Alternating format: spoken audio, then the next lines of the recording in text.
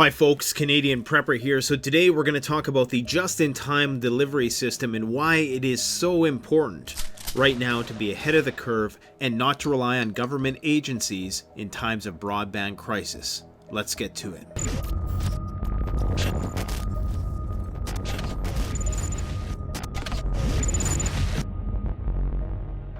I have been absolutely blown away by how quickly medical supplies have dwindled on a worldwide scale in light of the recent crisis.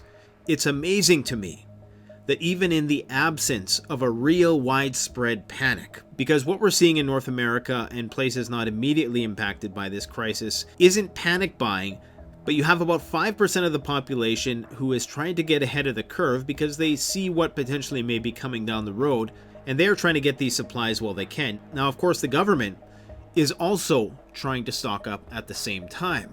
And this has further cemented for me the notion of just how sensitive our just-in-time delivery system is to any minor change in consumption trends. All government institutions, just like just-in-time delivery systems, which I'm going to talk about, operate on the edge of failure. They have just enough funding to keep people moving through the ER, to keep wait times at a reasonable amount of time, which is usually an unreasonable amount of time. There's just enough correctional facilities, there's just enough police, and if there ever is any surplus, usually that's pulled back or people are given raises, but there tends never to be a net increase in services, so that we know in times of crisis, these systems are easily overwhelmed. There's a certain amount of surge capacity or adaptive capacity that they can make room for and accommodate, and usually only for a short period of time. I used to give these government services way too much credit in that I thought that they always had a plan to deal with these sort of situations. But as I get older and I've now worked in the system and I've seen firsthand the level of incompetence, and it's not so much incompetence, it's just a simple lack of funding. It's simply not economically viable in the short term, which is what everybody cares about, especially if you're a politician, for us to safeguard our institutions for times which we may be facing in the immediate future, where we have these huge surges in demand for emergency services. There is no money in making contingency plans and training all of your workers and providing everybody with PPE and having all of that stuff locked down and dialed in for a time of crisis that may never come, at least in the government size. Now, we need to understand that politicians have terms, and it takes a very selfless, visionary politician to want to invest in something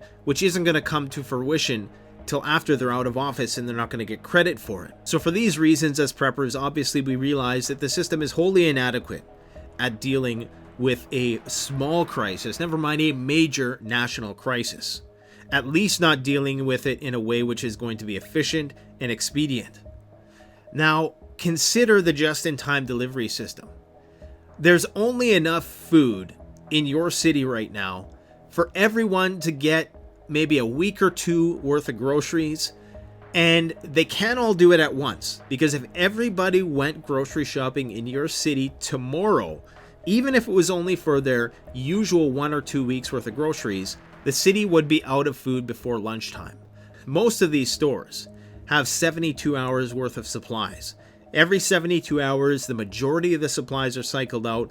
If you're talking about a Costco or a Walmart, a lot of the food is restocked on a daily basis, some of it on an hourly basis. So the supply end of the supply chain is set up to serve the average customer who may go grocery shopping 2 to 3 times a month, meaning that on any average day in your city, maybe 10% of the people are out grocery shopping. The system can handle 10%. That's when it's going to be operational. It could probably even handle a minor surge.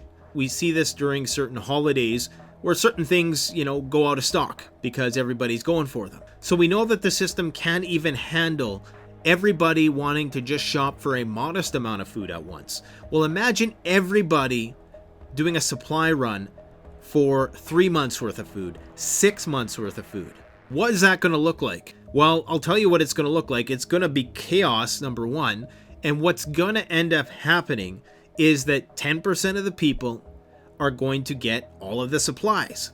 It's going to be a big game of SHTF musical chairs, and anybody who isn't ahead of the curve is getting cut out.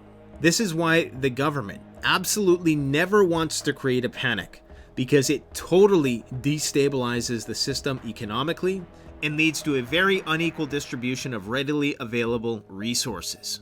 And if you have a handful of people in society who are not prepared beforehand, go out and do a supply run and drain the grocery stores, you then have a large portion of your population who's going to be in need of supplies. And what are they going to do? Well, that's going to be the government's responsibility. The logistics of which would be so complicated on a nationwide scale, especially if you have a contagion interfering with the distribution of goods. Not only would the government be tasked with distributing supplies to these people, but also maintaining law and order when they lose it because there's nothing left on the store shelves. And to be quite frank, this means that you would never fully communicate to them the true gravity of the situation. You would always want to give a more rosy and optimistic view than what was actually happening on the ground, even as it was actively unfolding until it's out on the streets, until it's right through your windows in your own living room. They will say everything is fine and don't panic up until the point when it's biting you in the ass. And we should be thankful for that, because that's their job. So let me explain. So it's in the government's interest, and not just the government's, arguably the interest of everybody in society, for the government not to tell us the truth. And this is the hard pill to swallow. As preppers, it really doesn't matter to us that much because we're already prepared. But this is the sad reality of the situation, is that the most utilitarian thing the government can usually do is either do a slow drip method where they try to avoid creating a major panic, but they encourage people to, maybe get a little bit of extra supplies here and there without triggering a supply run. Just like a bank run. You don't want to trigger a bank run. Everybody takes their money out of the bank and, the crap hits the fan in that way. Same thing with a supply run. Think about it. If you told people how bad a situation was, immediately you'd have this unequal distribution of resources right away. Now, good luck trying to put people on lockdown while they have nothing to eat in their homes. Do you really think they have the manpower to mobilize the hundreds of thousands of people that would be required to bring those millions of people food for those 2 weeks, 3 weeks, possibly months, all the while trying to maintain the rule of law and trying to effectively mitigate the healthcare problem like we're seeing in some parts of the world right now? Of course they don't. I'm going to say something controversial here, and please don't let this color your whole perspective of my talk today. But with a capitalist society, when times are good, boy, are they good. They are really good when times are good. But when times get bad, the economy is not set up to deal with it. Now, you take a communist system, on the other hand, it's very seldom that times are good. But when times are bad, at least you have a compliant population who are at the whim of an authoritarian regime who can quickly try to get a handle on the situation. Now, I have to repeat, because there's so many triggered people who don't like to think deeply about something. It's like they always have a life jacket on and they can't go deep on any issue whatsoever, that I'm in no way, shape, or form showing any kind of preference for an authoritarian communist regime. I'm just saying that the nature of our system is not set up to deal with crisis as well as those types of systems are. So what you would want to do with the public, if you knew that there was going to be an impending crisis, was you would want to give it to them piecemeal so that the system didn't get destabilized. Perhaps that's what we're sort of seeing right now. But as I've always said from the beginning of this crisis, I think that this crisis will be resolved, but it certainly has potential. All it has to do is start impacting another country, and that country closes its borders, and another country, and before you know it, you have a global worldwide recession. And that's what we're going to see likely in the next quarter, because production has been down. Now, as a dealer of emergency preparedness supplies, I've just been amazed at how quick stuff sold out. And I'm only catering to a very, very tiny, minute portion of the population. There's so few respirators. There's so few filters for those respirators compared to the amount of people that are out there.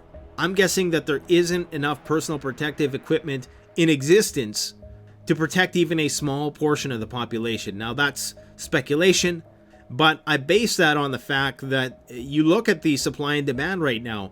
To get a gas mask right now, they're back ordered for 4 weeks, 4 to 8 weeks in most cases. And that's if the supply chain can keep going and if the transport is unimpeded, which is likely not going to be the case. There's likely going to be more delays. And my point is that only 5 to 10% maybe of the population is even taking an interest in any of this right now.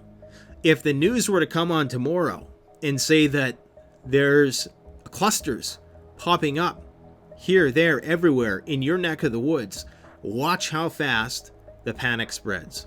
And remember, that's not what they want. And that's not what we should want.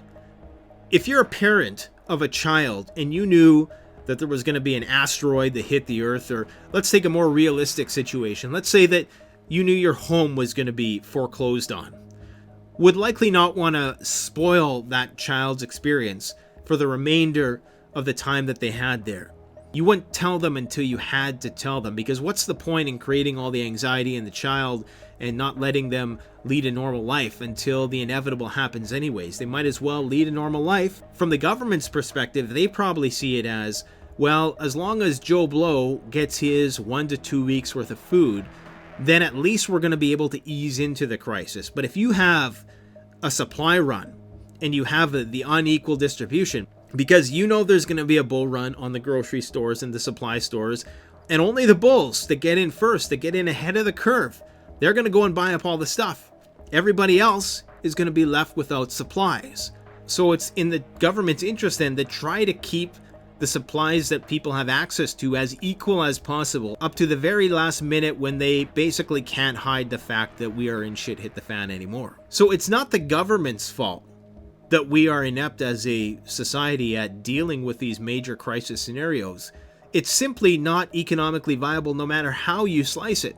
And that's a responsibility and a cross that we all have to bear. On the surface of things, it may seem irresponsible for the government not to warn people to go out there and supply. But they know, and economists know, that the system can only handle so much at a given time, so you have to time release. If you create a panic, you destabilize your society and crap hits the fan. So it has to be time released, especially when you don't live in a society where people are used to being compliant. So this brings me to my final point about personal protective equipment. If we in the Western world have to endure something like they're enduring out east right now, I'm talking about a lockdown, having a handful of disposable masks and Tyvek suits probably isn't going to cut it. That type of personal protective equipment is disposable.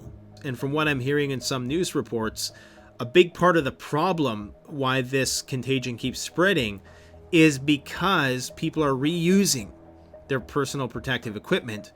And if you reuse it and lots of this stuff is meant to be thrown away, you can't disinfect it.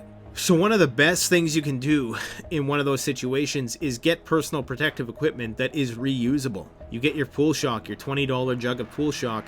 You'll have essentially an unlimited supply of disinfectant solution for $20. Now, the initial investment of a gas mask or higher level hazmat capabilities, I think the gas mask is probably the most important.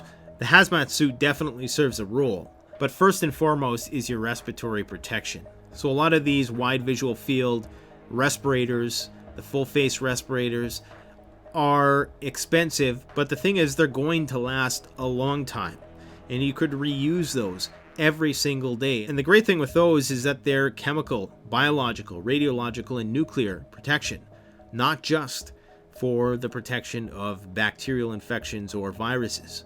You know, the thing with survival gear is that heaven forbid you ever need to use it, but when you use it, you really use it. You may buy that axe and it sits in your closet for 5 years, 10 years, but once you pull that axe out and you start using it, even if it's just to go camping for a weekend or two, it pays itself off real quick. A lot of the survival gear that I've purchased throughout the years, I may not use it for a year or 2 or 3, but once I start using it, because the tasks that you're using it for may be so vital, whether it's personal protective equipment, or tools that you would use to procure resources in the natural environment. Because they serve such a vital role, their value becomes evident immediately, and their value actually typically far exceeds what you paid for it when it comes down to preserving a life or just making survival a bit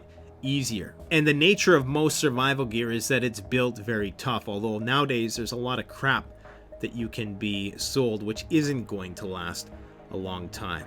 So that would be one of my arguments for investing in heavy duty personal protective equipment, is that if this whole situation blows over, which I hope it will, this is the writing on the wall that there's going to be more situations like this to come in the future. And to get ahead of the curve and to have that personal protective equipment now before there's a worldwide shortage. I mean, we're in a worldwide shortage and there isn't even really a panic yet. Yes, there's some concerned preppers out there who are trying to get ahead of the curve, but the majority of media right now is pumping out the same old, in spite of the fact that we've seen record wildfires, in spite of the near miss that we just had in the Middle East in January, in spite of the outbreak, in spite of a looming economic downturn, in spite of the political situation that we have coming up later this year. You wouldn't know any of this is happening if you looked at the trending feed right now. It's kind of been designed that way because you don't want to create a panic. You want to create just enough panic that the economy can sustain. But anything beyond that is counterproductive. So don't blame the government for their inadequacy, because the government is the result of us, the people. We have to be held responsible for ourselves. And what we as preppers and survivalists try to encourage people to do is take responsibility for yourself, because the system's surge capacity will far exceed its capability to help you out when you need it most. I really hope that I've appealed to a broader audience in this video, because I know my main audience knows all of this stuff, and that's why you're preppers in the first place. You intuitively know exactly what I'm talking about. The unfortunate reality is most people don't. Most people think that if things are getting bad, that they will be told that they're getting bad. They don't realize that it's not in the interest of the powers that be. I hate to use that word because of all the connotations, but they don't realize that the powers that be have zero interest in telling them that the crap is going to hit the fan and whipping everybody into a frenzy. Not because they want people to suffer, but because it's simply not strategic to do so. Let me know what you think in the comment section, folks. Thanks for watching. Don't forget to like, comment, subscribe if you enjoyed the video. As much as we take this preparedness and survival stuff seriously, life is very, very, very, very short. So remember to spend time with the people you love. Thanks for watching. Canadian Prepper out.